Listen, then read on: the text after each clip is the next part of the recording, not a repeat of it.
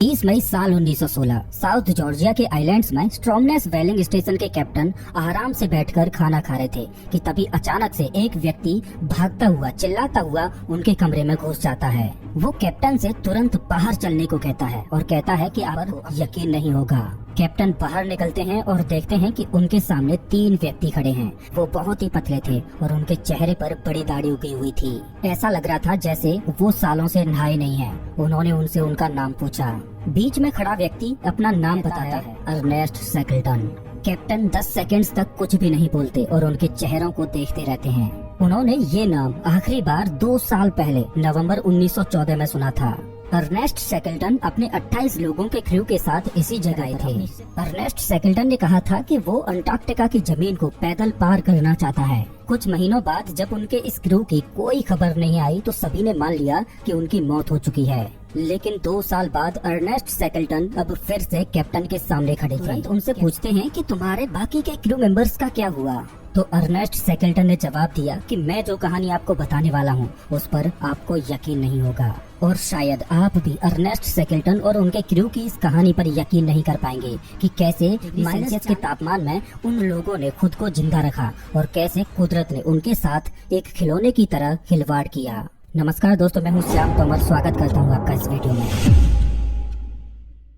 Ernest Shackleton ने अपने इस खतरनाक मिशन अंटार्कटिक एक्सपेडिशन रखा। प्लान सिंपल था। एक टीम वेडल सी से होकर अंटार्कटिका में जाएगी और पैदल पूरे अंटार्कटिका को पार करेगी। वहीं दूसरी टीम रॉस सी में उनका इंतजार करेगी। शेकल्टन अनुमान लगा रहे थे कि उन्हें ये काम करने में करीब 3 महीने लग जाएंगे। उन्होंने एंडोरेंस नाम की एक शिप को चुना। एंडोरेंस को इस तरह से बनाया गया था कि वो तूफान, बर्फ, हर चीज को झेल सकती थी। वहीं क्रू मेंबर्स को शेकल्टन ने बहुत ही बारीकी से चुना था। कुछ सेलर्स थे, कुछ मैकेनिक्स तो कुछ डॉक्टर्स। शेकल्टन के लिए सबसे जरूरी चीज ये हर प्रेशर सिचुएशन में उनका साथ दे। अगस्त 1914 में वो लोग इंग्लैंड से निकले। ये वो दौर था जब पूरी दुनिया वर्ल्ड वॉर की तैयारी कर रही थी। अक्टूबर तक वो लोग साउथ जॉर्जिया के आइलैंड्स पर पहुंच गए जो अंटार्कटिका का एक तरह से वहाँ के लोगों ने शेकल्टन को वार्न किया कि इस वक्त बर्फ बहुत ही खतरनाक होती है, लेकिन शेकल्टन ने अपना पूरा मन बना लिया था। 5 दिसंबर 1914 को एंडोरेंस शिप साउथ जॉर्जिया से निकलकर वेडल सी की तरफ बढ़ चली। जैसे जैसे वो लोग समुद्र में अंदर वैसे उनके आसपास का एनवायरनमेंट बदलता जा रहा था। अभी तक क्रू मेंबर्स को खतरे का कोई भी अंदाजा नहीं हुआ था। वो लोग हंसी खुशी से जा रहे थे, लेकिन शेकल्टन की एक आंख हमेशा समुद्र की तरफ ही थी। उसकी आंखों के सामने समुद्र का पानी धीरे धीरे बदलता जा रहा था। हवा तेज होने लगी थी। जनवरी तक शिप इतना धीरे चल रही थी कि 1 किलोमीटर जाना भी जंग जीतने के बराबर था। फिर अचानक से एंडोरेंस शिप समुद्र के बीचों बीच बर्फीले पानी के अंदर रुक गई। पहले तो क्रू के लोग और शेकल्टन वो इस तरह की सिचुएशन के लिए पहले से ही तैयार थे। तुरंत सभी ने अपने अपने कुदाल निकाले और नीचे उतरकर बर्फ को काटना शुरू कर दिया। जब भी थोड़ी बर्फ टूटती और शिप आगे चलने लगती तो वे लोग खुशी से चिल्ला उठते। लेकिन शेकल्टन शांति से हर चीज को ऑब्जर्व जानते थे कि इतनी छोटी सी जीत से कुछ नहीं होने वाला। उनकी मंजिल अभी बहुत दूर है। वो ये भी जानते थे कि हमें कभी भी ऐसा नहीं समझना चाहिए कि हम कुदरत से जीत गए हैं। एंडोरेंस शिप कुछ इंच मूव करती और फिर दोबारा से समुद्री बर्फीले पानी के लोग अपनी हिम्मत हारते जा रहे थे। सूरज अब ऊपर आने लगा था। आप जानते ही होंगे कि समर के महीने में अंटार्कटिका में रात नहीं होती। वो लोग सूरज के नीचे ही बर्फ तोड़ते और सूरज के नीचे ही सो जाते। उन्हें लगा कि शायद अब बर्फ पिघलने लगेगी। मई का महीना खत्म होने आया और वो लोग समझ गए कि उनकी शिप सिर्फ फंसी नहीं है बल्कि जैसे जेल में बंद हो गई हो। बर्फ की परत और ज्यादा मोटी हो चुकी थी। जिस बर्फ पर वो लोग खड़े थे वो भी एक जगह स्थिर नहीं रहती थी। वो बार बार हिलती रहती थी। अंटार्कटिका में बर्फ के बड़े बड़े शीट्स पानी में तैरते रहते हैं। ऐसे ही एक बड़े बर्फ के टुकड़े से टाइटैनिक जहाज टकराया था और डूब गया था। लेकिन जिस बर्फ में शेकल्टन का शिप फंसा था वो धीरे धीरे शिप का कचूमर बना रहा था। जैसे जैसे बर्फ हिलती तो शिप चली जाती और ऊपर से बर्फ उसे मरोड़ती जाती। इसके साथ ही वो लोग धीरे धीरे करके अपनी मंजिल से बहुत दूर फ्लोट करते हुए जा रहे थे। वो बर्फ का बड़ा टुकड़ा उन्हें वेडल सी के और अंदर ले जा रहा था। शेकल्टन ये सब होते हुए अपनी आंखों के सामने देख पा रहे थे। अपनी क्रू मेंबर्स की हिम्मत को खोना नहीं चाहते थे।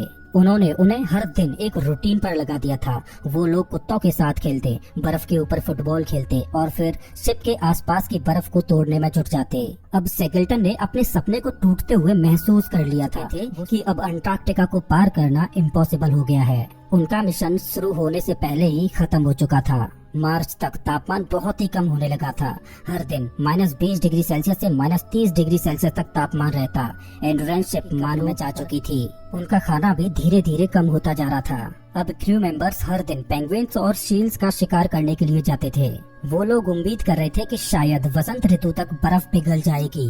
उन्होंने स्लेजेस बनवाए, लाइफ बोट्स को ठीक करवाया और सारे सप्लाईज को। और अब वो लोग अंटार्कटिका से लड़ने की तैयारी में जुट गए थे। अप्रैल का महीना आया और बर्फ के वो शीट्स और वायलेंट तरीके से हिलने लगे। बर्फ के क्रैक होने की तेज आवाजें आने लगी, जैसे मानो तोप के गोले चल रहे हों। और बीच में उनकी एंड्योरेंस शिप 14 अप्रैल को एक वेव ने एंड्योरेंस शिप के तख्ते को तोड़कर रख दिया। स्टील बोल्ट्स गोली की तरफ बाहर आने लगे और शिप में पानी भरना शुरू हो गया। शैकल्टन ने तब सभी को आवाज दी कि शिप को तुरंत खाली कर दिया जाए। मई तक सूरज पूरी तरह से गायब हो चुका था। क्रू मेंबर्स ही अपने टेंट्स लगा लिए और उसे द ओशियन कैंप का नाम दिया। उनकी लाइफ बोट्स वहीं पास में रखी हुई थी। वहाँ ठंड इतनी ज्यादा थी कि सभी क्रू मेंबर्स को एक साथ चिपक कर सोना पड़ता था। शिप पर उनके साथ एक फोटोग्राफर भी था जिसने फंसी, जिन्हें आप अभी अपनी स्क्रीन पर देख पा रहे हो।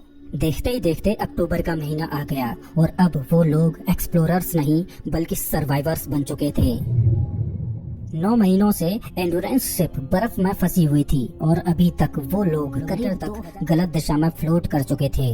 फाइनली 21 नवंबर 1914 को एंड्योरेंस शिप पूरी तरह से टूट गई। उसके बस कुछ टुकड़े ही बर्फ के ऊपर पड़े थे, बाकी का पूरी शिप समुद्र के अंदर समा गई। क्रू मेंबर्स ने खाना पानी, टूल्स, नेविगेशनल गियर्स, रिकॉर्ड बाहर निकाल लिया था। वो लोग अपनी हिम्मत हार चुके थे, लेकिन इस अंधेरे में अर्नेस्ट शैकल्टन उनके लिए सूरज की किरण की तरह सामने आए। उन्होंने अनाउंस किया कि उनका मिशन यहीं खत्म होता है और अब वो लोग अपने घर की ओर जाएंगे। उनके पास ना ही कोई रेडियो। वे लोग बर्फ के एक टुकड़े पर फंसे हुए थे जो खुद फ्लोट कर रहा था और उन्हें न जाने कहां ले जा रहा था। क्रू के लोग सिर्फ इसलिए हिम्मत नहीं हारे थे क्योंकि अर्नेस्ट शैकल्टन हिम्मत नहीं हारे थे। अब चूंकि उनके आसपास की बर्फ जमी हुई थी, इसलिए लाइफ कहीं नहीं जाया जा सकता था। उन्होंने उस बर्फ के टुकड़े पर ही कैंप लगा लिया था। वो लोग तब तक इंतजार करेंगे जब तक बर्फ टूट नहीं जाती, जिसके बाद वो लोग लाइफ बोट्स में बैठकर अपने घर की तरफ निकल जाएंगे। उन्हें बर्फ में फंसे 1 साल हो चुका था। बाहर के लिए था कि वो लोग जिंदा भी हैं या नहीं। इस तरह के मौसम में किसी रेस्क्यू शिप के आने का भी कोई सवाल नहीं था। उनके पास 3 लाइफ बोट्स, एक स्लेज जिससे बर्फ पर चला जा सकता है और कुछ पर्सनल आइटम्स और 1 महीने का खाना मौजूद था। शैकल्टन और पता लगाते हैं कि उनसे सबसे करीब का आइलैंड द पोलेट आइलैंड है। हो सकता है कि वहाँ पर उन्हें कुछ सप्लाईज मिल जाएं जो उन्हें कुछ और महीने जिंदा रख सकें। उन्होंने क्रू से कहा कि सभी लोग 2 पाउंड तक का सामान अपने बैग में उठाएं और बाकी ताकत स्लेज और लाइफ बोट। जहाज के फोटोग्राफर के पास करीब 400 फोटोग्राफ्स थे, लेकिन 2 पाउंड की लिमिट की वजह से वो अपने साथ सिर्फ 150 फोटोज ही ला पाए। और यही फोटोज आगे चलकर दुनिया के सामने सबसे ऐतिहासिक सबूत बन गए। कुछ हफ्तों बाद खाने की कमी की वजह से उनके साथ आए मरना पड़ता है। हर लाइफ बोट का वजन करीब 1000 किलोग्राम था और इसे खींचना इतना आसान नहीं था और किस्मत भी उनके साथ नहीं थी। अभी तक गर्मी का मौसम आ चुका था और बर्फ की ऊपर की परत सॉफ्ट हो गई थी, जिससे उसके ऊपर चलना मुश्किल हो कुछ किलोमीटर और आगे चलने के बाद उन्होंने देखा कि सामने पतली बर्फ और पानी आ चुका है। अब ना तो वो पीछे जा सकते थे और ना ही आगे। उन्होंने दोबारा उसी तैरती हुई बर्फ के ऊपर टेंट लगा दिया। खाने के लिए हर किसी को एक बिस्किट, थोड़ा सा कैंड मीट मिलता। उन्हें हर दिन सील्स और पेंगुइन्स का शिकार करने जाना पड़ता। शैकल्टन अक्सर फूड क्वांटिटी के बारे में अपने क्रू से झूठ बोलते ताकि उनका मोटिवेशन बढ़ा सकें। वो जानते थे कि अगर इस सिचुएशन से बाहर निकलना है तो क्रू का मोटिवेशन टॉप पर। लेकिन तभी अचानक 30 मार्च को एक ट्रेजेडी हो जाती है। जिस बर्फ पर उन्होंने कैंप लगाया था, अचानक से उसमें एक तेज क्रैक की आवाज आती है। उनके टेंट टूटने लगते हैं। सभी लोग बाहर की ओर भागते हैं। उनके पैरों तले जमीन हिलने। कुछ लोग पानी में चले गए थे और ठंड से ठिठुर रहे थे। उन्होंने तुरंत अपने आप को सुखाने के लिए तेज बॉडी मूवमेंट्स करना शुरू कर दिया। किस्मत से किसी की भी मौत नहीं हुई, लेकिन ये उनके लिए एक चेतावनी थी कि उनकी जान कभी भी जा सकती है। पूरी तरह से बर्फ की शीट पर फंस चुके थे। वो सिर्फ भगवान से प्रार्थना कर सकते थे कि उन्हें जल्द ही जमीन दिख जाए। सैकल्टन ने कैलकुलेशंस लगाई कि आखिर वो कहाँ पर हैं, तो उन्हें पता चलता है कि वो जॉइनविल आइलैंड के पास हैं, यानी कि उनका पुराना डेस्टिनेशन अब पीछे छूट चुका था। जॉइनविल आइलैंड का दिखना कोई अच्छी खबर नहीं थी, क्योंकि वो पेनिनसुला का आखिरी आइलैंड था। वहाँ जाना यानी पक्के तौर से मौत। अब उनके पास दो ऑप्शन थे, नॉर्थ में मौजूद क्लेरेंस आइलैंड और एलिफेंट आइलैंड। इसके बाद हजारों किलोमीटर है एक ऐसा समुद्र जिसे द ड्रैक्स पैसेज कहा जाता है, और जहाँ आज भी सेलर्स जाने से थर थर कांपते हैं। यहाँ 12 मीटर तक के वेव्स उठते हैं और लगभग 20,000 सेलर्स ने यहाँ जान गंवाई है। सैकल्टन जानते थे कि अगर वो इस बर्फ पर वहाँ पहुँच गए तो उन्हें कोई नहीं बचा पाएगा। खाने की भी भारी कमी पड़ने लगी थी। जो सड़ा गला मीट उनके पास बचा था उसे कुत्तों को दे दिया गया। पीने के पानी को जमा करने के लिए वो लोग बर्फ को एक कैन में डालते और फिर उसे अपनी जैकेट के अंदर भर लेते ताकि से वो पिघल जाए, लेकिन उससे भी इन्हें सिर्फ कुछ घूंट ही पानी मिल पाता। किस्मत से सही समय पर क्रू को सी लॉइंस मिल जाते, जिसमें से उन्हें करीब 100 पाउंड तक का मीट मिल जाता। इसके अलावा कई क्रू मेंबर्स ने अपने कुत्तों को भी मार दिया था ताकि वो लोग बच सकें। 7 अप्रैल 1916 बर्फ पर तैरते तैरते उन्हें क्लेरेंस आइलैंड दिखने लगा था। ये नॉर्थ की ओर करीब 80 किलोमीटर दूर था, लेकिन तभी अचानक ईस्ट की तरफ तेज हवाएं बहने लगती हैं और उनकी तैरती बर्फ क्लेरेंस आइलैंड से दूर जाने लगती है। बर्फ धीरे छोटी होती जा रही थी और अब इस पर रहना सेफ नहीं था। सैकल्टन ने तुरंत ऑर्डर दिया कि वो लोग अब लाइफ बोट्स में पानी के द्वारा अपनी मंजिल की ओर जाएंगे, लेकिन तभी फिर रास्ते में उन्हें बर्फ की बहुत सारी चट्टानें मिलने लगती हैं। कुछ घंटों बाद वो एक नई बर्फ की शीट लेते हैं, लेकिन तभी अचानक वो बर्फ टूटने लगती है और बीच से 2 हिस्सों में बट जाती है। उनका कैप्टन अर्नेस्ट सैकल्टन एक साइड में था और बाकी का क्रू दूसरी साइड। वो अपने कैप्टन को तैरते हुए उनसे दूर जाता देखते हैं, लेकिन क्रू हिम्मत नहीं हारता और तुरंत वो अपनी लाइफ बोट्स के जरिए अपने कैप्टन को बचा लेते हैं। इसी बीच हवा की दिशा बार बार बदल रही थी और वो बर्फ का टुकड़ा इधर उधर हिल रहा था। पहले उन्होंने सोचा कि वो क्लेरेंस आइलैंड की ओर जाएंगे, फिर उन्होंने सोचा कि उन्हें जॉर्ज आइलैंड जाना चाहिए, लेकिन एलिफेंट आइलैंड जाना उन्हें सबसे बेस्ट ऑप्शन लगा, क्योंकि वहाँ से रेस्क्यू होने के चांसेज सबसे ज्यादा थे। अब चूंकि उनका आइसबर्ग नॉर्थ की दिशा में बह रहा था, इस वजह से टेम्परेचर भी बढ़ने लगा था। -20 डिग्री सेल्सियस से अब तापमान डिग्री सेल्सियस हो गया था और अब उन्हें ज्यादा खुला समंदर दिखाई दे रहा था। एलिफेंट आइलैंड उनकी लोकेशन से करीब 160 किलोमीटर दूर था और अगले कुछ दिनों में बर्फ का वो टुकड़ा जिस पर उन्होंने अपना आखिरी कैंप लगाया था, वो अब एलिफेंट आइलैंड से करीब 50 पहुंच गया था। सैकल्टन ने आदेश दिया कि सभी लाइफ बोट्स को अब पानी में उतारा जाए। 15 अप्रैल साल 1916 फाइनली क्रू के लोगों ने लगभग 1.5 साल बाद पक्की जमीन महसूस की। वो लोग एलिफेंट आइलैंड पर पहुंच चुके थे, लेकिन उनकी भी खत्म नहीं हुई थी। इस आइलैंड पर उन्हें कोई परिंदा भी नजर नहीं आया। वो आइलैंड पूरी तरह से खाली था। एलिफेंट आइलैंड के आगे ड्रैक्स पैसेज था, जहां से किसी भी शिप के आने के चांसेज ना के बराबर थे। अब शैकल्टन के सामने एक नई मुसीबत थी। किसी भी बर्फ की शीट के भरोसे नहीं थे। अब उन्हें जो भी करना था खुद ही करना था। अगर सैकल्टन और उनकी टीम को जिंदा बचना है तो उन्हें यहाँ से करीब 1300 किलोमीटर दूर साउथ जॉर्जिया आइलैंड पर पहुँचना है, लेकिन छोटे लाइफ बोट्स पर 28 लोगों का दूर तक ट्रेवल करना नामुमकिन था। 24 अप्रैल साल 1916 सैकल्टन ने अपने साथ 6 लोगों की टीम बनाई और अपनी छोटी सी बोट पर साउथ जॉर्जिया के आइलैंड पर निकल गए।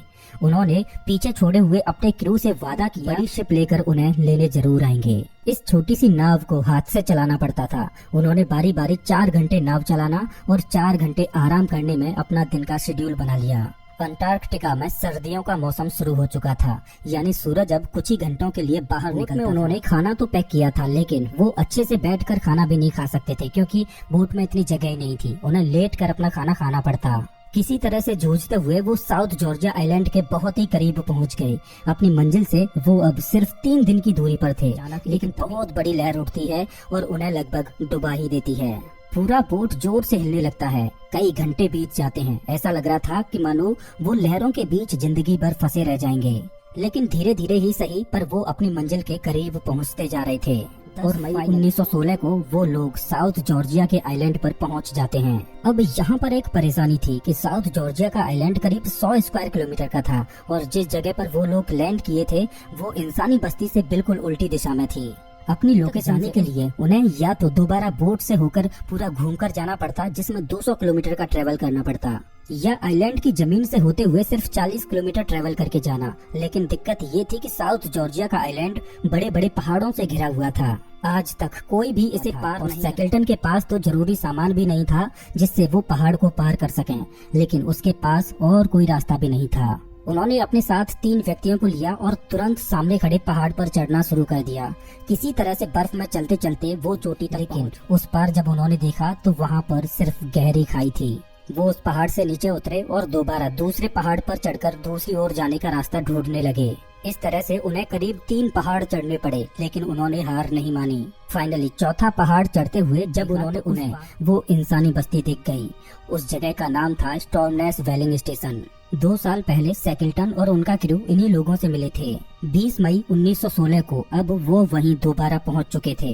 वेलिंग स्टेशन पर मौजूद लोग सैकल्टन और उनके साके बक्के रह गए। सबको लगा कि वो लोग अंटार्कटिका में मारे जा चुके हैं, लेकिन सैकल्टन अब उनके सामने खड़े थे। उनकी दाढ़ी बहुत बड़ी हो चुकी थी और पूरा चेहरा काला पड़ चुका था। वेलिंग स्टेशन के कैप्टन ने तुरंत उन्हें कुछ कपड़े और खाने के लिए सामान दिया। इसके तुरंत पहले तो अपने उन 3 साथियों को बचाया जो साउथ जॉर्जिया के आइलैंड के उस पार उनका इंतजार कर रहे थे। इसके बाद उन्होंने दुनिया से दरख्वास्त की कि सब उनकी मदद करें ताकि एलिफेंट आइलैंड पर फंसे उनके 22 क्रू मेंबर्स को बचाया जा सके। उन लोगों को चिली सरकार की बोट दी गई जिसे बर्फ को काटकर चलाया जा सकता था। सैकल्टन खुद उस जहाज को चला रहे थे, लेकिन बदकिस्मती से 3 बार उनका जहाज बर्फ में ऐसे फंसा कि उन्हें दोबारा लौटना पड़ गया। लेकिन सैकल्टन ने हार नहीं मानी और एक बार फिर एलिफेंट निकल पड़े। 30 अगस्त 1916 सैकल्टन फाइनली एलिफेंट आइलैंड पर पहुंच ही जाते हैं और अपनी आंखों के सामने का नजारा देखकर दंग रह जाते हैं। उनके क्रू मेंबर्स ने अपनी बोट्स को पलटकर अपने लिए कैंप्स बना लिए थे। सैकल्टन की गैर मौजूदगी में उन्होंने फ्रैंक वाइल्ड को कैप्टन बना दिया था। वे लोग पेंगुइन्स और सील्स को मारकर अपने लिए खाने की व्यवस्था करते। फ्रैंक वाइल्ड हर दिन सुबह उठकर अपने क्रू मेंबर्स का उत्साह बढ़ाता था और उनसे कहता कि सैकल्टन आ जाने वाले हैं, तैयार हो जाओ। अब वो सब घर जा सकते थे। तो दोस्तों ये थी अर्नेस्ट के 28 क्रू मेंबर्स की एक जज्बाती कहानी। तो इस वीडियो में बस इतना ही। वैसे आप हमारा ये वीडियो कौन से शहर से देख रहे हो मुझे कमेंट करके जरूर बताएं। मिलता हूँ मैं आपसे एक नई वीडियो में, तब तक के लिए नमस्कार।